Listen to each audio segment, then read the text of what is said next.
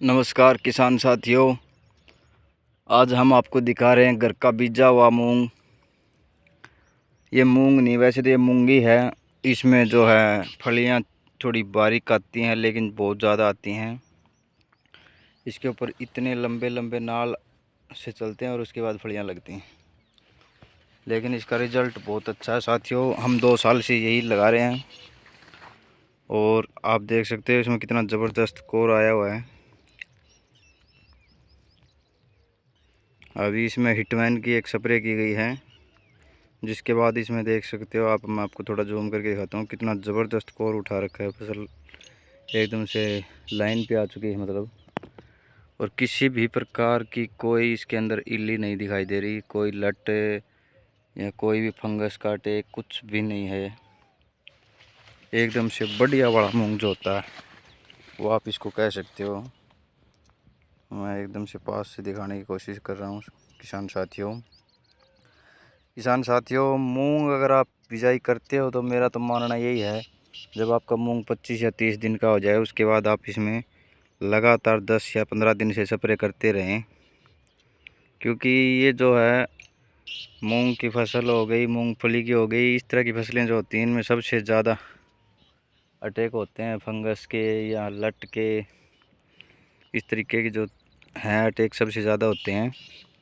तो किसान साथियों, अगर आप मूंग लगाते हो तो शुरू में आप इसमें एमाबैक्टिन और मोनो की स्प्रे 20-25 दिन के बाद शुरुआत में कर सकते हैं, और उसके बाद अपने जो रोग है उसके हिसाब से इसमें आप स्प्रे डाल सकते हैं। जैसे इसमें अभी फंगस का अटैक नहीं हुआ, हालांकि अब की बार बहुत ज़्यादा बारिश थी, हर जगह पे फंगस का बहुत ज़्यादा अटैक था और फंगस की वजह से काफ़ी फसल नष्ट हुई है। लेकिन इसमें अभी फंगस का मेरे को अटैक नहीं दिखाई दे रहा है, और अभी मौसम भी साफ़ हो चुका है, तो अभी लगता नहीं है कि इसमें फंगस दोबारा से आएगा। अभी बारिश का सीज़न जो है एक बार ऐसे मान के चल रहे हैं कि जा चुका है। बारिश बिल्कुल कम हो चुकी है, होगी तो अभी फंगस काटेगा, अभी इसमें कुछ नुकसान नहीं कर पाएगा। अभी ये जो है इसकी कोर वाली स्टेज, किसान साथियों मैंने बहुत से खेतों में देखा है, जब इस कोर को यहाँ से हम देखेंगे ना तो इसके अंदर ये जो जाला सा बना हुआ है, इसके अंदर जो है लट लगी हुई है छोटी छोटी, और वो इसको यहीं पे नष्ट कर देती हैं कोर को, जिसकी वजह से इसमें जो है फलियां नहीं बन पाती। और बहुत से किसान साथी ऐसे हैं जो खेत में हर रोज़ जाते हैं, लेकिन वो इन छोटी छोटी चीज़ों को नहीं देखते हैं। आप बिल्कुल बारीकी से अपनी फसल की मॉनिटरिंग जब तक नहीं करेंगे, आपकी पैदावार अच्छी नहीं मिलेगी।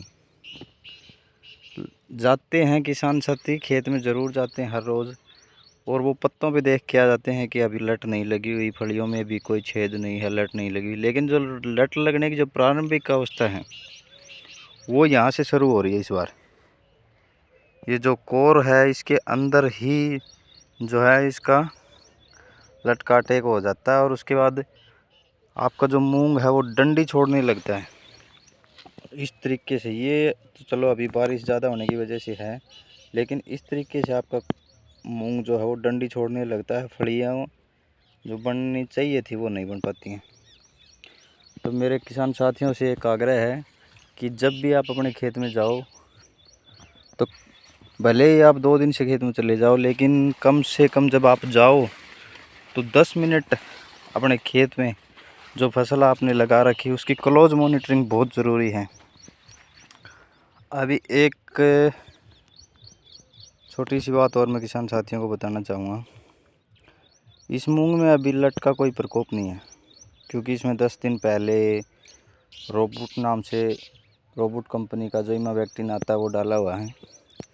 लेकिन मेरे को 100% यकीन है कि आने वाले 5 या 6 दिन में इसमें इल्ली का प्रकोप हो सकता है, लट का प्रकोप हो सकता है। इसकी वजह मैं बताता हूँ किसान साथी आपको। ये जो फुदकली बोलते हैं या इसको सफ़ेद मक्खी बोलते हैं, बड़ी सारी साइज़ की थोड़ी, हम इसको ऐसे ही लाते हैं तो ये इसके अंदर से उड़ती हुई हमें दिखाई देती है। और लट कोई हवा में पैदा नहीं होती किसान साथियों। लट जो है जब ये मक्खी बड़े वाली जो घूम रही है वाइट वाइट सी, ये जब अंडे देती हैं यहाँ पे, और जब इनको मॉइस्चर और टेम्परेचर दोनों चीज़ें मिलती हैं तो ये लट में बहुत जल्दी डेवलप हो जाती हैं, लट के अंदर कन्वर्ट हो जाती हैं। और जो इसकी लट की जो प्राइमरी स्टेज है, शुरुआत वाली जो स्टेज है जिसमें ये बहुत बारीक होती हैं, उसमें ये बहुत ज़्यादा नुकसान करती है किसान साथियों फसल का। बाकी लट जो है आप दवाई नहीं मारोगे तो अभी ख़त्म हो जाएगी, क्योंकि इसका टाइम पीरियड जो होता है 10 से 12 दिन का ही होता है। ये इसका टाइम पीरियड होता है, इसके बाद अपने आप ख़त्म हो जाती है। लेकिन तब तक ये आपका इतना नुकसान कर चुकी होती है किसान साथियों, आपकी जो फसल होती है उसमें से 50% तक का आप ये मान के चलो कि आपका नुकसान हो चुका होता है। बहुत से साथी यूट्यूब पे हैं, बहुत से कृषि वैज्ञानिक यूट्यूब पे हैं जो आपको बताएंगे कि कोर कैसे उठाएं, कौन सी फली मारे 2 गुना पैदावार कर देंगे, 3 गुना पैदावार कर देंगे।